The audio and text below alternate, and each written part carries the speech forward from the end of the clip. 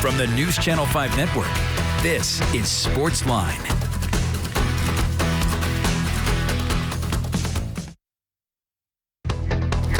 Hey there, SportsLine on your television. Steve Layman here with you. Glad you are here with us tonight on News Channel 5. Plus, so much football to talk about, really a lot of sports to talk about. We'll try and set the table for you here. We'll open up the phone line, 737-7767, and we'll hear from some key participants coming up as well. The Titans are in their bye week, coming off the win in Washington on Sunday, a third straight win by a final of 21-17. David Long with the diving interception at the goal line with just seconds to go to secure the victory. Titans now all alone atop the AFC South, heading into the bye before back-to-back games against division foes, where they really have a chance to take control of this division. You got to be pleased with the fact that this team has found a way to win each of the last 3 weeks, despite not playing their best football. But as Kevin Byard told me in the locker room the other day, this will catch up to us at some point. We've got to find another level. We've got to get better. Mike Vrabel's teams have done that historically. They've, one, been good in those close games, but two, they have gotten better as the season progresses. And that is the hope now if you're the Titans, that through this bye week you can come out and you can play at a different level when they get back to work in a couple of weeks when they host the Colts on October 23rd to wrap up the season series, believe it or not, already in what will just be week 7 at that point in time. It is also a massive week of college football here in the state of Tennessee. Tennessee up to number 6 in the national polls, and they will take on number 3 Alabama, 2:30 Saturday afternoon. You can watch it on News Channel 5. It's been 15 years that Alabama has dominated this series. And you hear it all the time out there. Fans always say they get a big win, it's coming up on the schedule, they say, "We want Bama." They put up the sign. Most of the time that's a joke. It has not been a wish for Tennessee for a long, long time. But it's legit this year. They do want Bama. Because one, they think they can win. And two, this is the next step. Josh Heupel has done an incredible job of turning around Tennessee football in just over a year. And now in year 2, here they are in the top 6 in the country, unbeaten, number 1 offense in the country, putting up 47 points a game. It has been an unbelievably quick fix from Heupel and his staff. And now they have a shot to truly show how far they've come. They've got 3 wins over top 25 teams already. 1 at Pittsburgh. They beat Florida at home, and then they annihilated LSU on Saturday. That's impressive. But it's another level to beat an Alabama or to beat a Georgia. And those 2 teams are coming up on the schedule over the next few weeks. Alabama opportunity at home, a team that has been Tennessee's nemesis. We talked about Florida a few weeks ago and what it would mean to win there. And it was just the first win in that series since 2016. And they'd lost 11 in a row before that. So it was 16 of 17 that Tennessee had lost to Florida in that rivalry until winning a couple of weeks ago. Now you talk about a team that you've lost 15 in a row to in Alabama. Is this the year that Tennessee can reverse that trend as well? It is a massive game.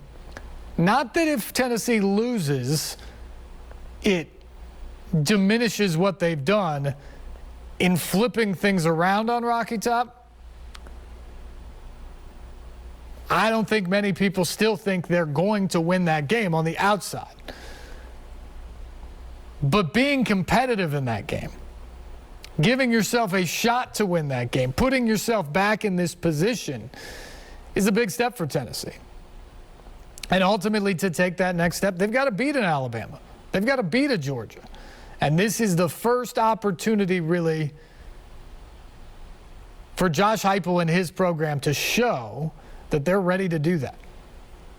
It's going to be an awesome atmosphere. I cannot wait for Saturday afternoon. 102,455. College Game Day will be there. SEC Nation will be there. It's going to be an incredible scene.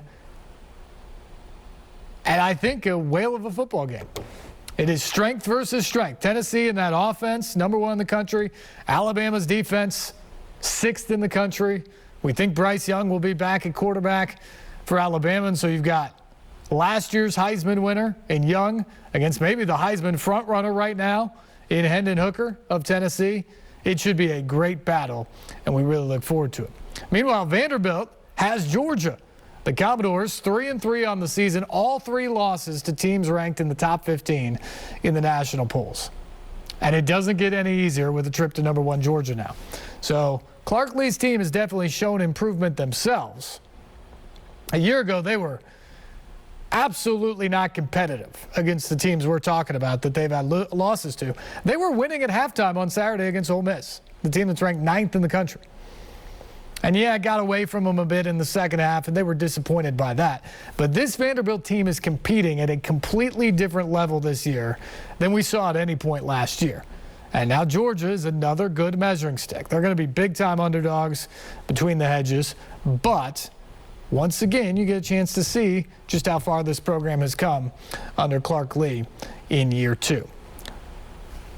Other things out there on the table in terms of sports right now, you've got Nashville SC getting set for the MLS Cup playoffs.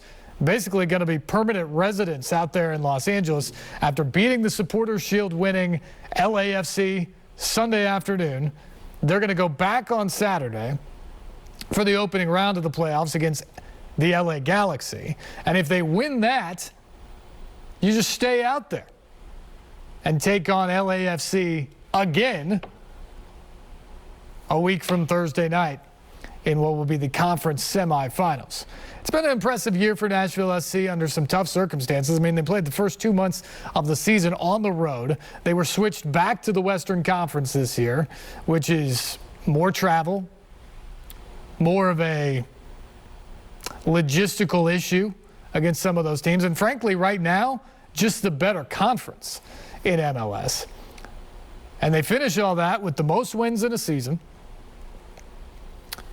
one of the best road records in the league, and the guy in Hany Mukhtar, who today was presented the Golden Boot as the leading goal scorer in MLS, and I think will definitely be the MVP.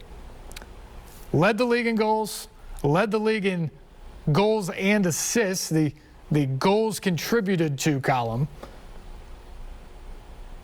I mean, nobody's been better. And Nashville SC certainly would not be in the position it is in without the spectacular play of Hany Mukhtar. So we'll watch Nashville SC as they start their playoff run. And by the way, kudos to Ian Ayre and Mike Jacobs and Gary Smith and everybody involved with Nashville SC, because they're now just the 5th expansion club ever in MLS to make the playoffs in 3 consecutive years out of the gate. I don't know who expected this when they first came into the league, but they can see the success and how they've continued it and sustained it. And I think they're going to be good for some time because that core looks pretty sharp right now. And then, of course, you have the start of the hockey season. The Predators getting those 2 wins over in Prague in the NHL Global Series over the weekend, beating the Sharks on back-to-back days. Nino Niederreiter, the newcomer, with 3 goals in those 2 contests. And now they're back in Nashville. They're practicing, getting set for the home opener on Thursday night against the Central Division rival Stars. It's going to be fun. UC Saros back healthy. Couple more guys like Niederreiter coming into the fold on this team. Roman Josi back on the blue line. You've got Philip Forsberg, married, now the $68 million man up front for the Predators.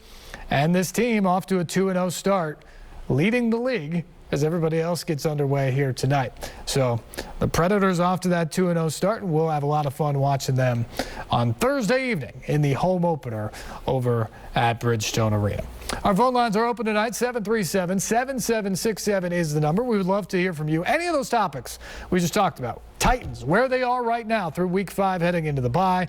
College football and the massive weekend.